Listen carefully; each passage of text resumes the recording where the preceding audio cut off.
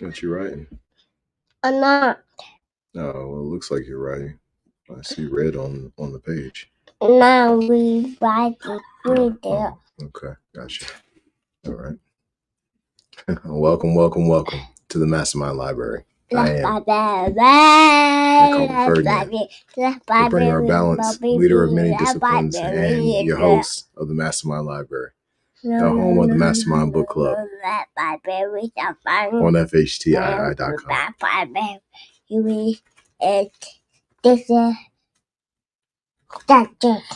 And thank you to my co-host Trigger for introducing our live audience. Hopefully y'all caught that. He just introduced Sincere, Elijah, and Huey. I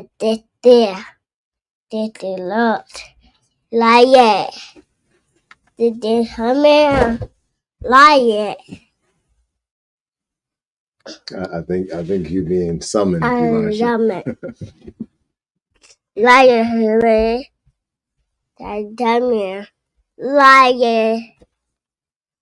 Oh, the MasterMind Library. Daddy, can I sit down while you're reading on you? Sure, absolutely. Yeah. No, we're gonna have to put this down, Trey, if we're gonna do some reading. I see that Huey is okay. So hold on, let me set it down. All right, y'all, we're gonna get started in just a second. Let the babies come on up here. So we're on chapter 22 in the book, and this is the battle for Fantasia. All right, so let's go ahead and go to where we need to be. 263. Trey, no. Calm down. All right. Adi. All right, the battle for the ivory tower. Okay, so let's move a little right here.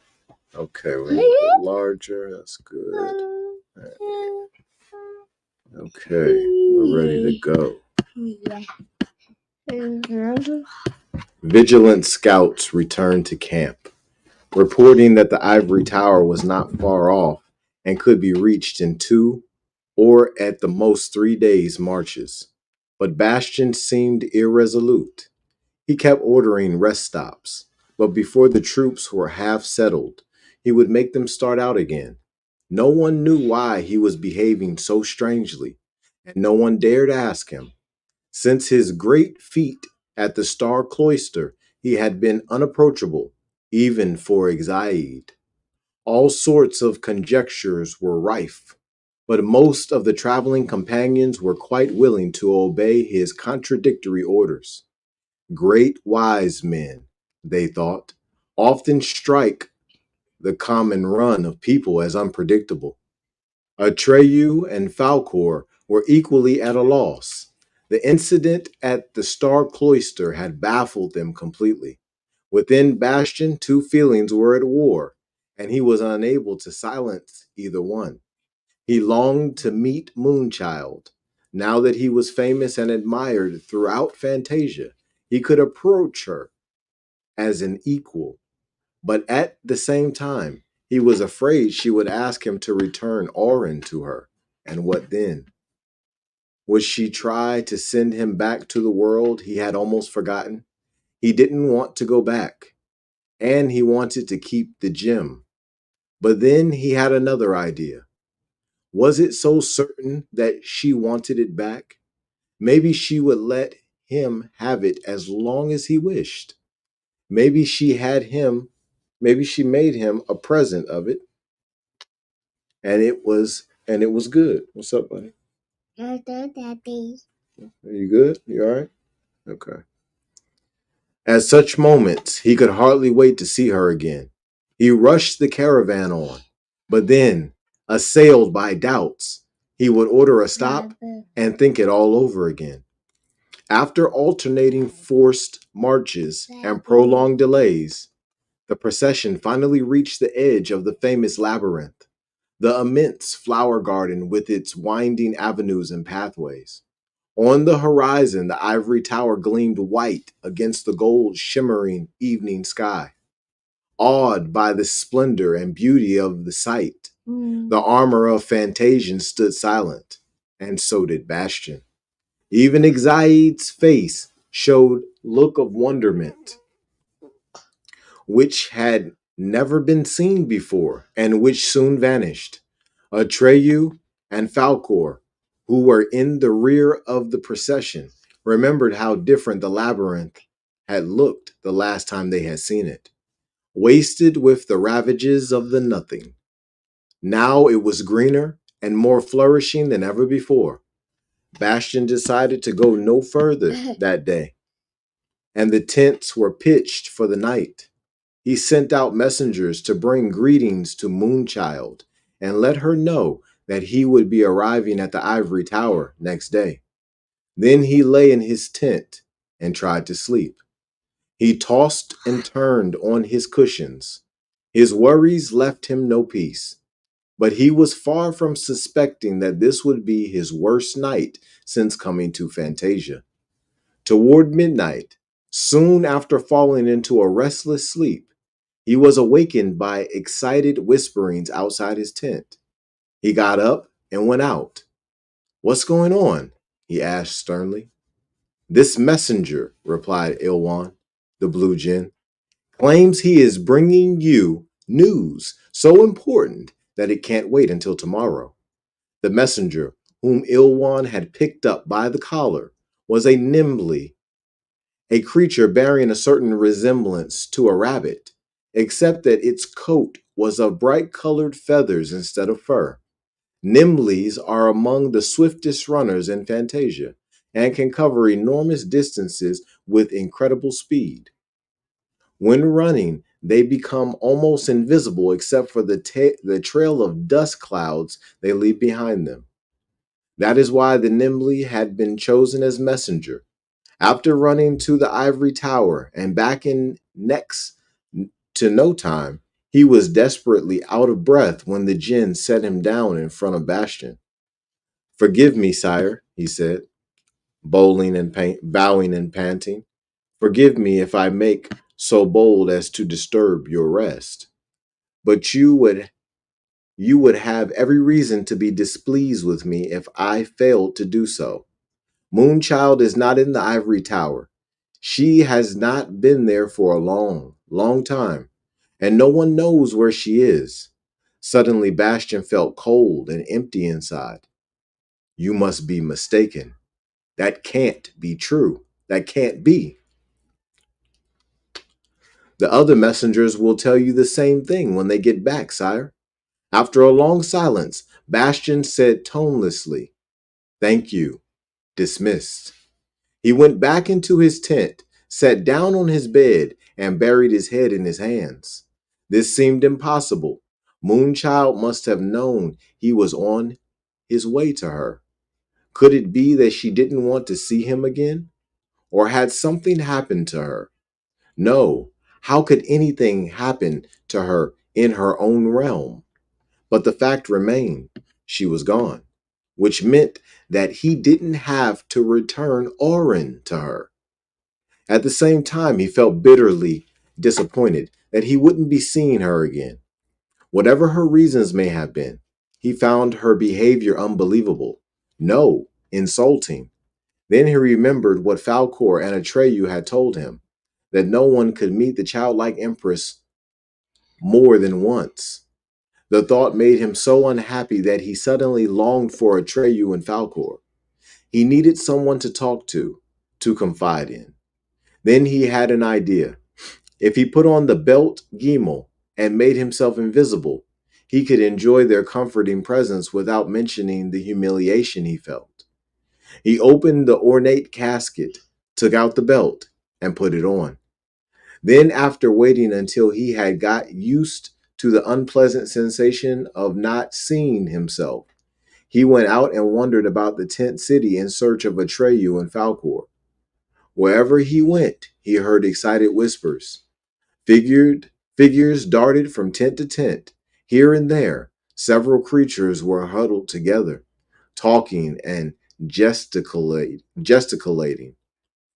By then, the other messengers had returned, and the news that Moonchild was not in the ivory tower had spread like wildfire.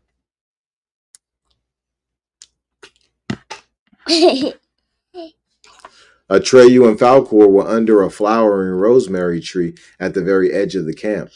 Atreyu was sitting with his arms folded, looking fixedly in the direction of the ivory tower. The luck dragon lay beside him with his great head on the ground. That was my last hope, said Atreyu. I thought she might make an exception for him and let him return the amulet.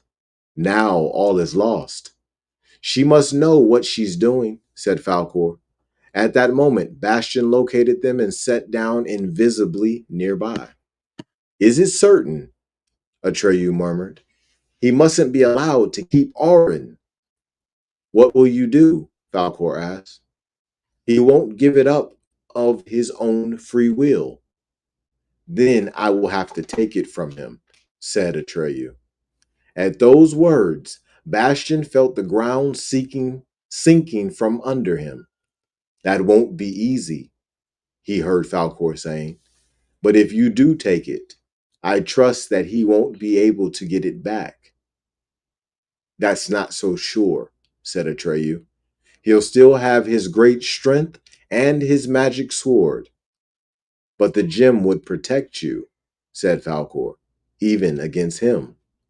No, said Atreyu, I don't think so. Not against him. And to think, said Falcor with a grim laugh, that he himself offered it to you on your first night in Amargant. Atreyu nodded. I didn't realize then what would happen. How are you going to take it from him? Falcor asked. I'll have to steal it, said Atreyu. Falcor's head shot up. With glowing ruby red eyes, he stared at Atreyu, who hung his head and repeated in an undertone, I'll have to. There's no other way. After a long silence, Falcor asked, When? It will have to be tonight. Tomorrow may be too late. Bastion had heard enough. Slowly he crept away. His only feeling was one of cold emptiness. Everything was indifferent to him now, just as Exaid had said. He went back to his tent and took off the belt Gimel. Then he bade Ilwan bring him the three knights, Heisbald, Hycrion, and Hydorn. As he paced the ground waiting, it came to him that Exaid had foreseen it all. He hadn't wanted to believe her, but now he was obliged to. Exaid, he now realized, was certainly devoted to him. She was his only true friend, but there was still room for doubt. Perhaps Atreyu wouldn't actually carry out his plan. Maybe he had already repented. In that case, Bastion wouldn't ever mention it, though friendship now meant nothing to him. That was over and done with. When the three knights appeared, he told them he had reason to believe that a thief would come to his tent that night. When they agreed to keep watch and lay hands on the thief, whoever he might be, he went to Exaid's coral litter. She lay sound asleep, attended by her 5 giants in their black armor, who stood motionless on guard. In the darkness, they looked like 5 boulders. I wish you to obey me, Bastion said softly. Instantly, all 5 turned their black iron faces toward him. Command us, master of our mistress, said one in a metallic voice. Do you think you can handle Falcor, the luck dragon? Bastion asked. That depends on the will that guides us. Go ahead, lay down a little bit.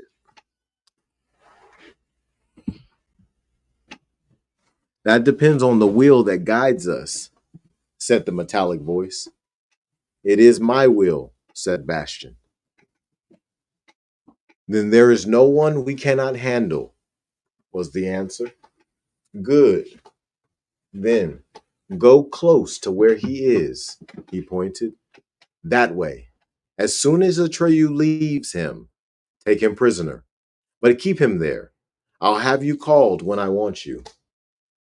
Master of our mistress, the metallic voice replied, it shall be done.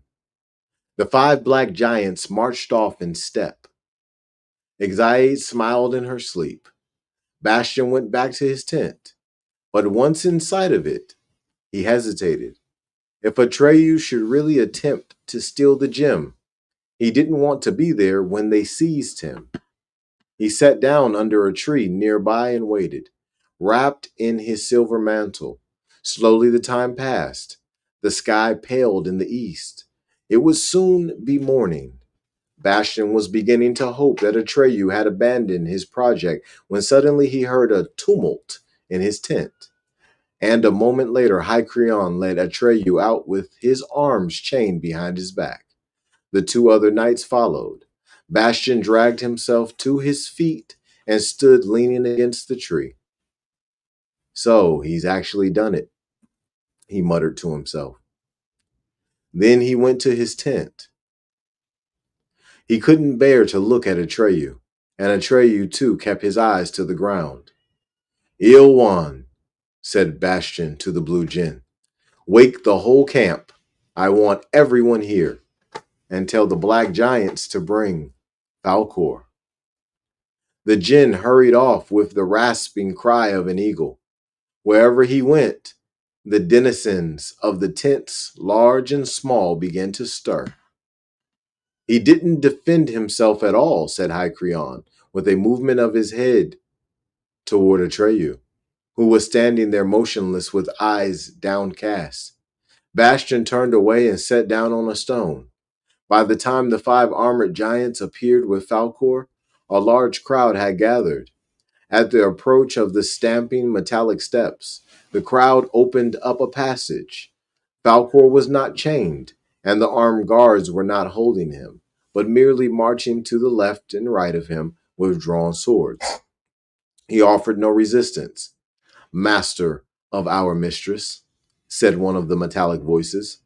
Falkor lay down on the ground at Atreyu's feet and closed his eyes. A long silence followed. Creatures poured in from the camp and craned their necks to see what was going on. Only Exaid was absent. Little by little, the whispering died down. All eyes shuttled back and forth between Bastion and Atreyu, who stood motionless, looking like stone statues in the gray morning light. At length, Bastion spoke. Atreyu, he said, you tried to steal Moonchild's amulet and take it for yourself. And you, Falkor, were an accomplice to his plan.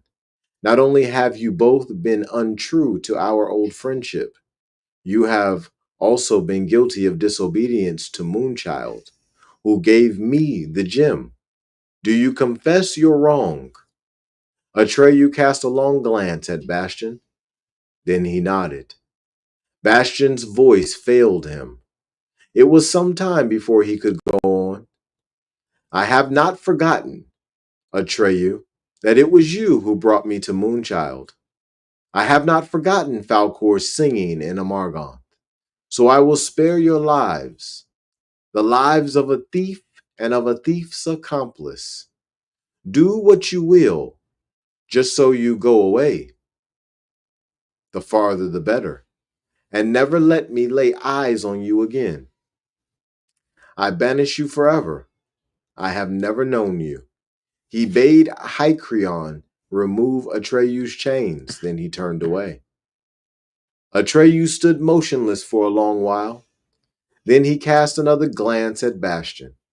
It looked as if he wanted to say something, but changed his mind. He bent down to Falkor and whispered something in his ear. The luck dragon opened his eyes and sat up. Atreyu jumped on his back and Falkor rose into the air. He flew straight into the brightening morning sky.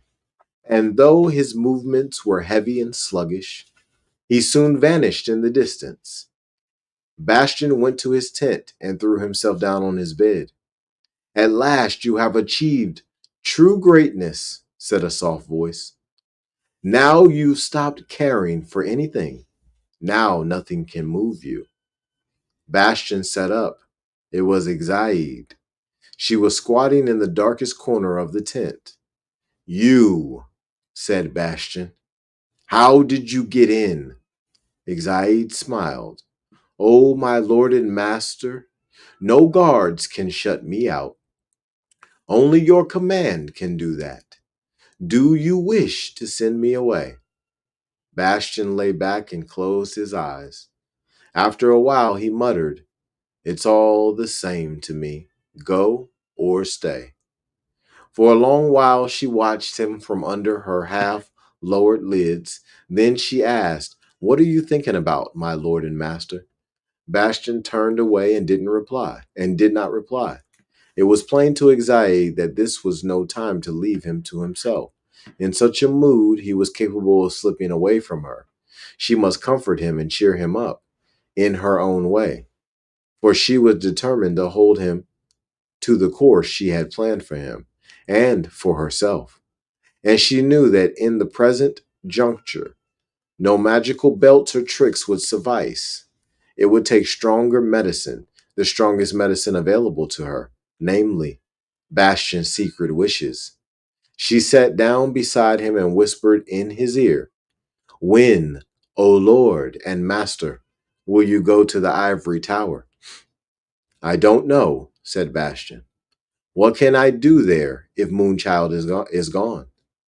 You could go and wait for her. Bastion turned to face Exaid. Do you think she'll be back? He had to repeat his question more insistently before Exaid replied. No, I don't believe so.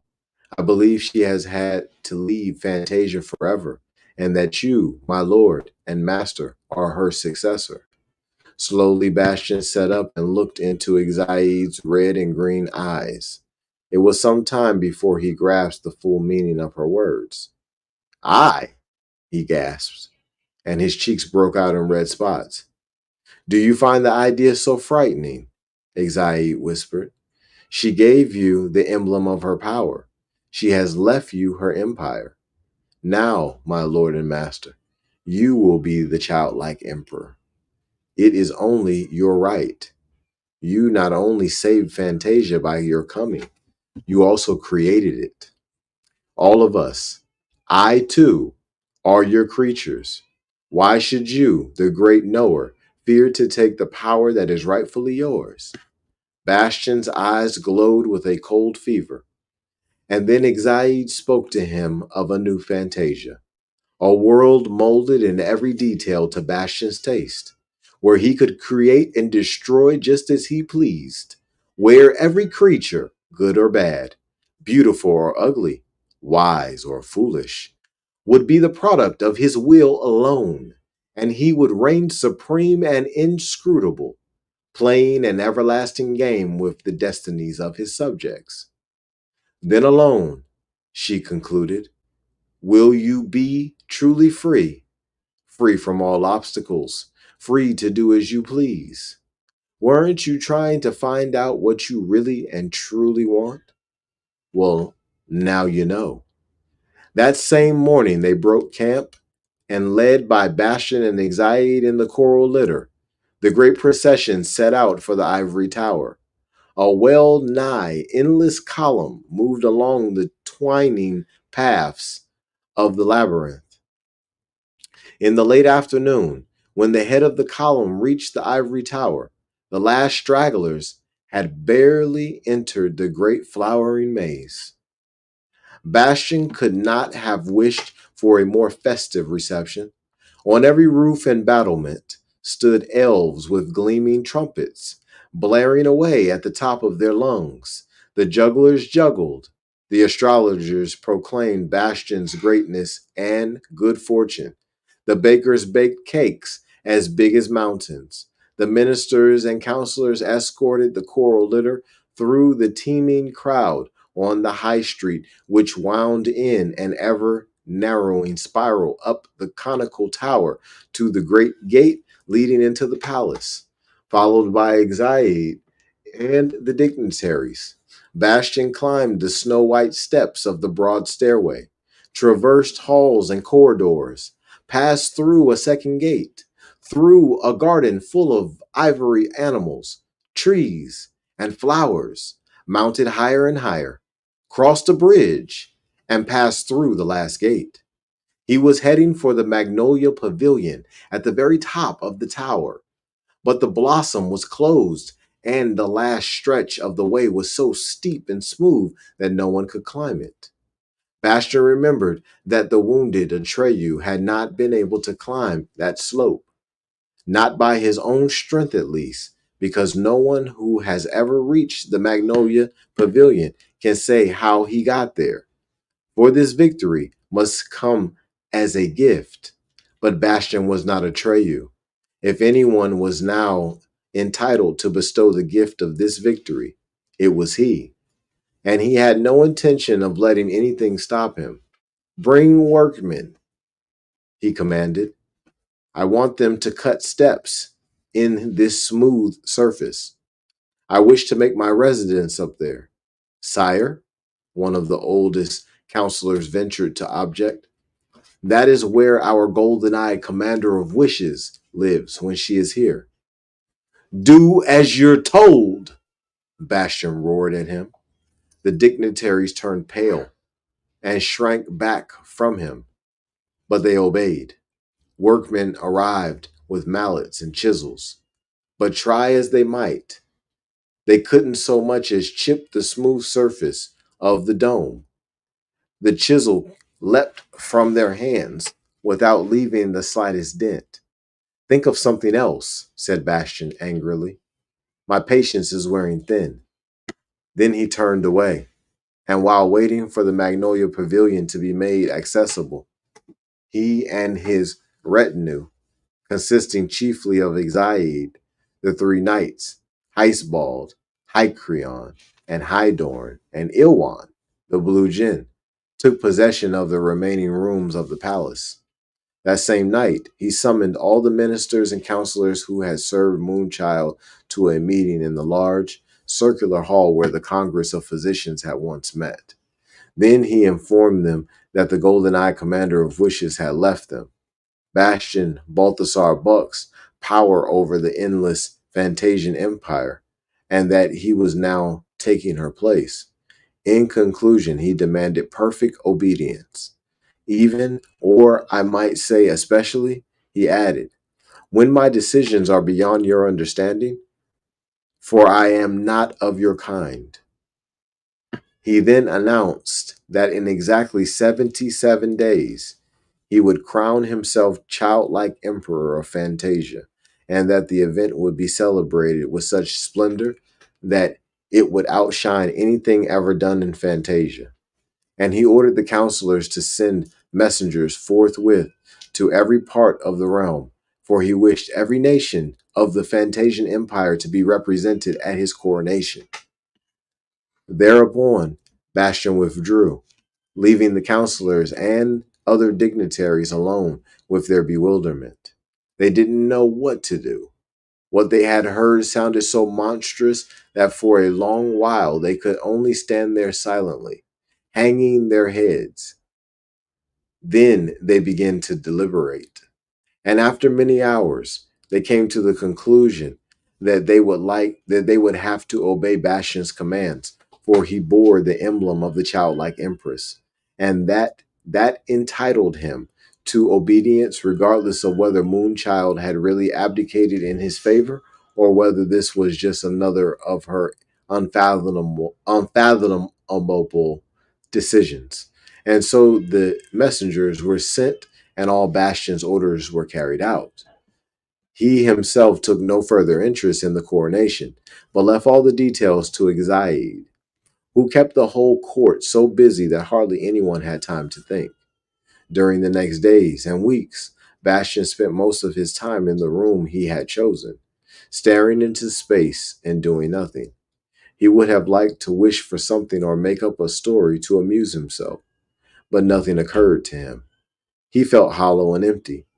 At length, he hit on the idea of wishing for Moonchild to come to him. If he was really all powerful, If all his wishes came true, she would have to obey him. For whole nights he sat there whispering, "Moon child, come. You must come. I command you to come." He thought of her glance, which had laid in his heart like a glittering treasure.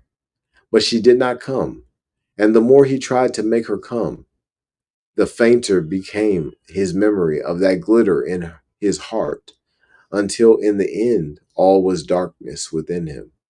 He convinced himself that everything would come right again if only he could be in the Magnolia Pavilion.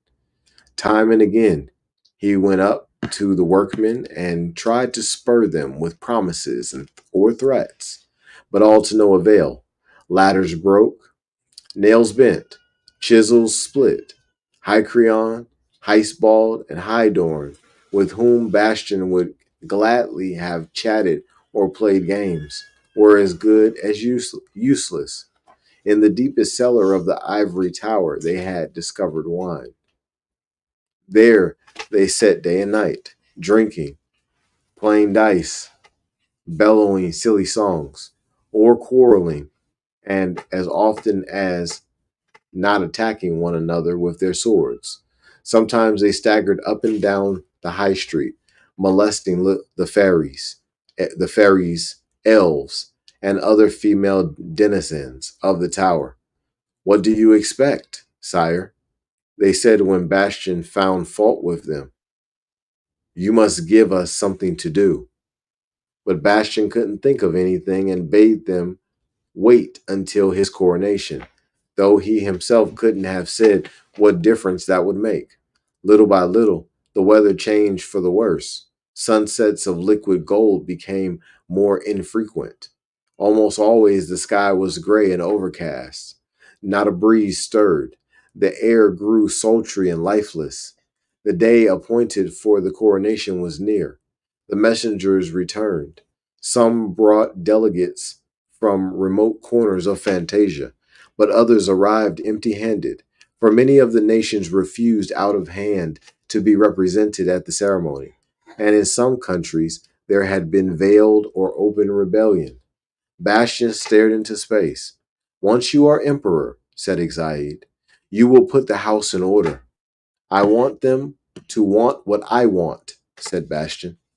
But already Exaid had hurried off to make new arrangements. And then came the day of the coronation that did not take place.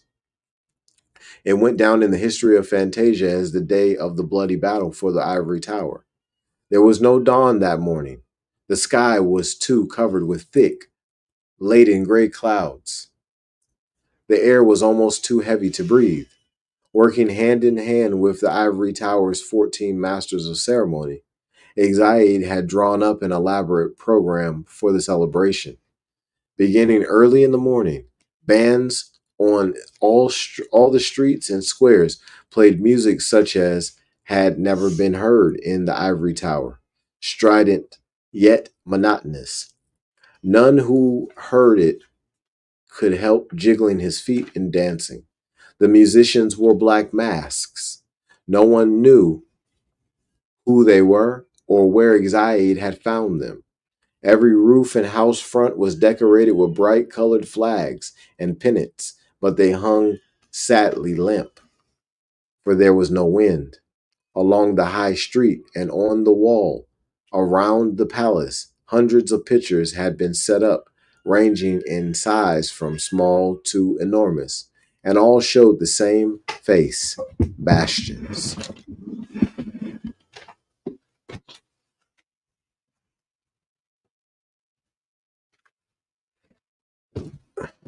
Since the Magnolia Pavilion was still inaccessible, Exaid had prepared another site for the coronation.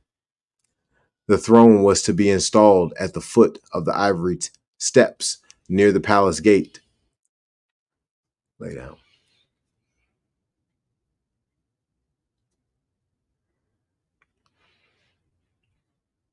The throne was to be installed at the foot of the ivory steps near the palace gate where the winding high street ended.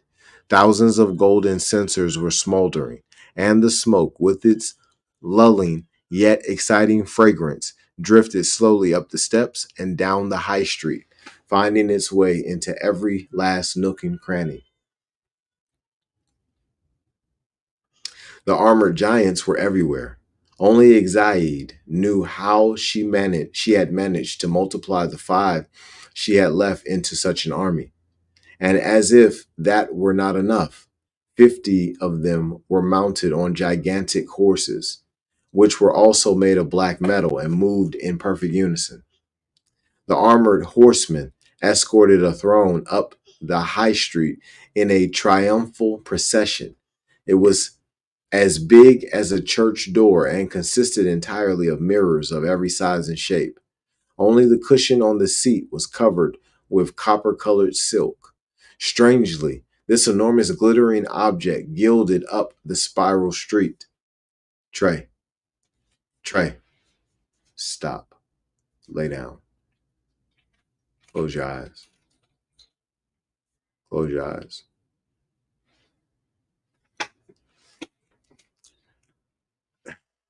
The armored horsemen escorted a throne up the high street in a triumphal procession. It was as big as a church door and consisted entirely of mirrors of every size and shape. Only the cushion on the seat was covered with copper-colored silk.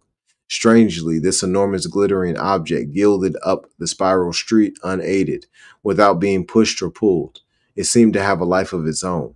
When it stopped at the great ivory gate, Bastion stepped out of the palace and sat down on it. In the midst of all that glitter and splendor, he looked like a tiny doll. The crowd of onlookers, who were held back by a cordon of armored giants, burst into cheers, but for some inexplicable reason, their cheers sounded thin and shrill. Then again, the most tedious and wearisome part of the ceremony. The messengers and delegates from all over the Fantasian Empire had to form a line, which extended from the mirror throne down the entire spiraling high street and deep into the labyrinth garden.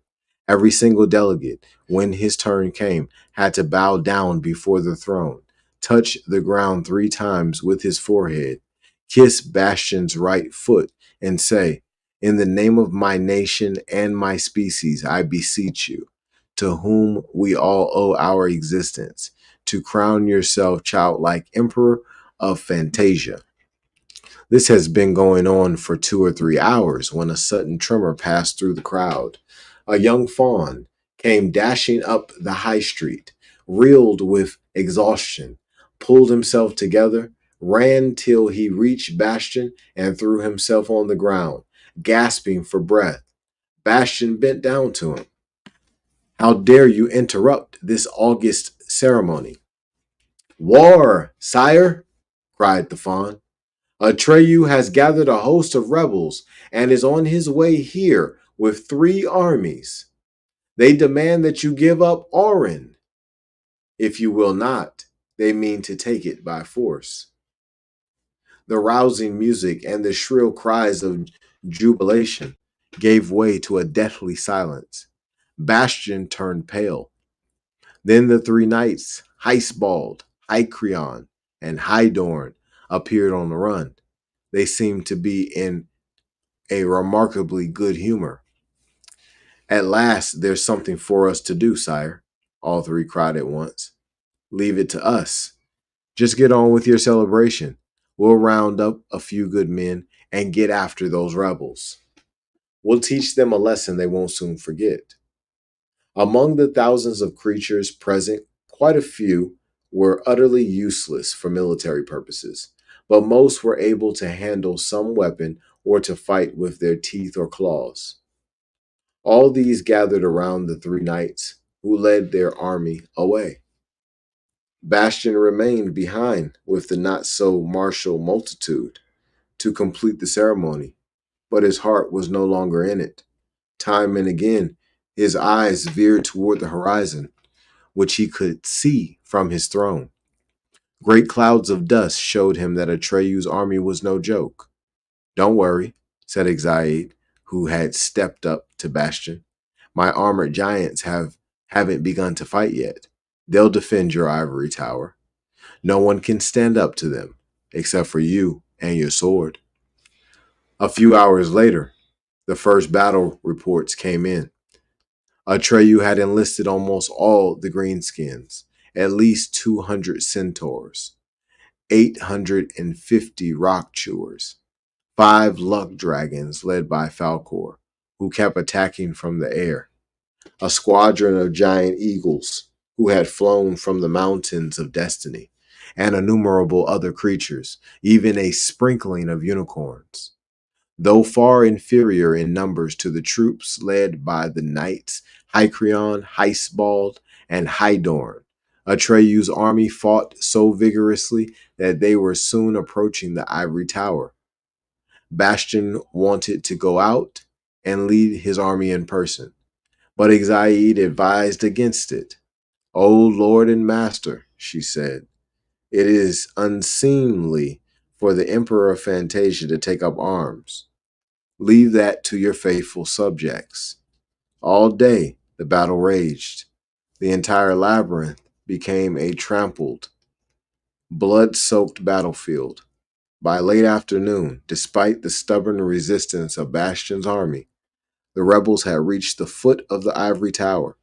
Then Exaid sent in her armored giants, both mounted and on foot, and they wrought havoc among Atreyu's followers. A detailed account of the battle for the ivory tower would take us too far. To this day, Fantasians sing countless songs and tell innumerable stories about that day and night, for everyone who took part saw it in his own way. Certain of the stories have it that Atreyu's army included several white magicians who had the power to oppose Exaid's black magic. Of this, we have no certain knowledge, but that would explain how, in spite of the armored giants, Atreyu, his followers, were able to take the ivory tower.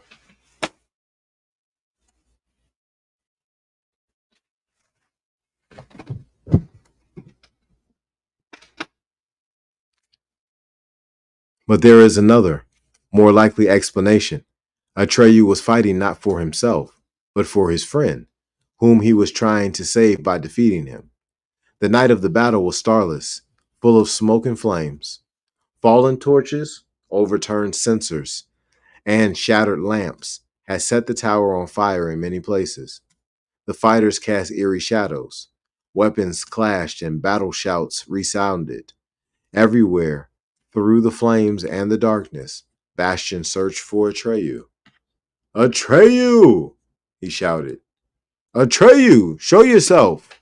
Stand up and fight! Where are you?" But the sword Secunda didn't budge from its sheath. Bastion ran from room to room of the palace, then out on the great wall, which at that point was as wide as a street. He was heading for the outer gate, where the mirror throne stood, now shattered into 1,000 pieces. When he saw Atreyu, you can close that up. When he saw Atreyu, sword in hand, coming toward him, they stood face to face, and still Secunda did not budge. Atreyu put the tip of his sword on Bastion's chest. "Give me the amulet," he said, "for your own sake." "Traitor!" cried Bastion. "You are my creature. I created the whole lot of you, including you. So how can you rebel against me? Kneel down and beg forgiveness." "You're mad," cried Atreyu. "You didn't create anything. You owe everything to Moonchild. Give me Auron. Take it if you can." Atreyu hesitated. "Bastion," he said, "why do you force me to defeat you in order to save you?" Bastion tugged at the hilt of his sword.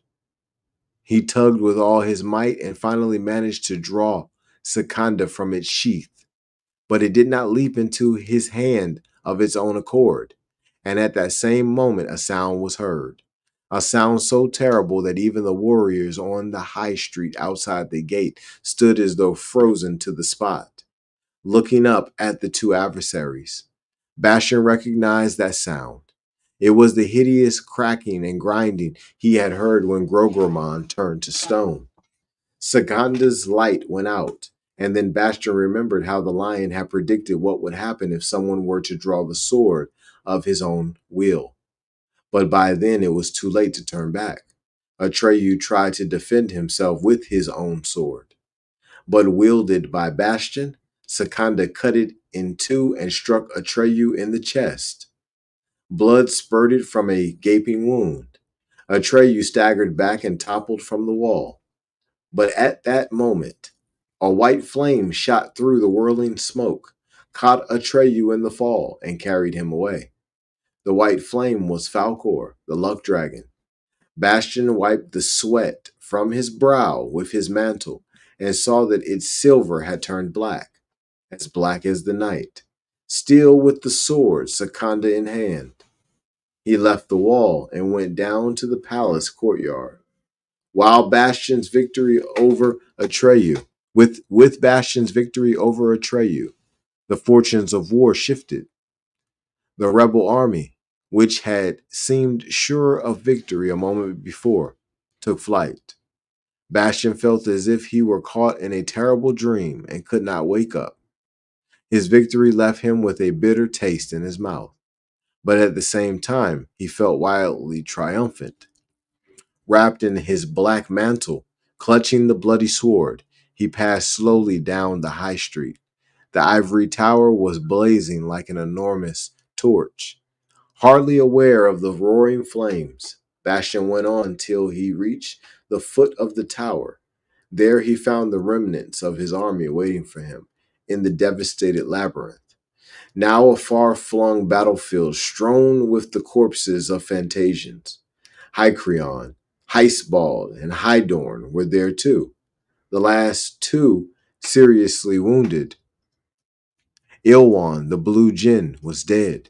Exaiad, holding the belt Gimel, was standing beside his corpse. He saved this for you, O Lord and Master, she said.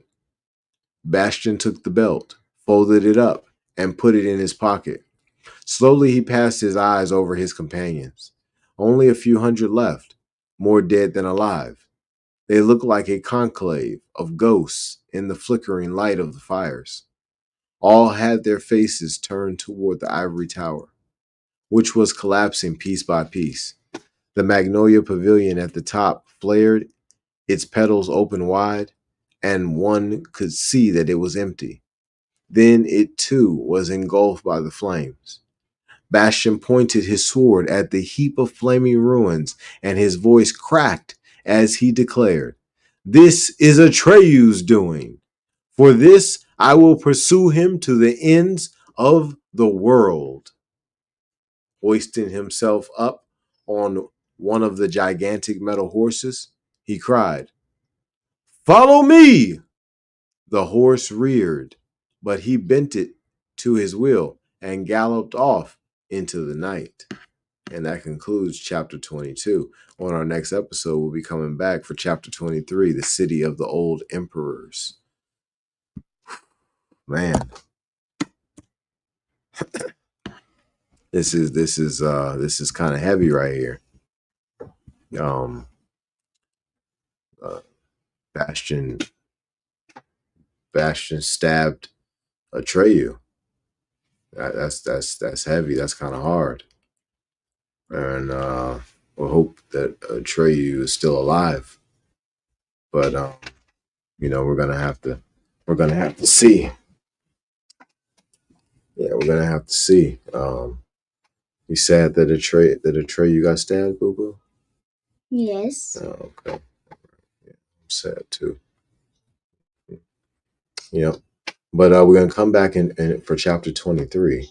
And chapter 23 is, let's see, what is chapter 23? Chapter 23 is the city of the old emperors. All right, so yeah, we got something good coming, y'all. Next episode, and we've got, let's see how many chapters we got left. Let's see, we've got chapter 23, chapter 24, 25, 26, 1, 2, 3. All right, so we got 4 more chapters, and then we conclude the book. Oh man, this is special. And we're coming to the end. All right. So listen, y'all, be blessed and expose your gift.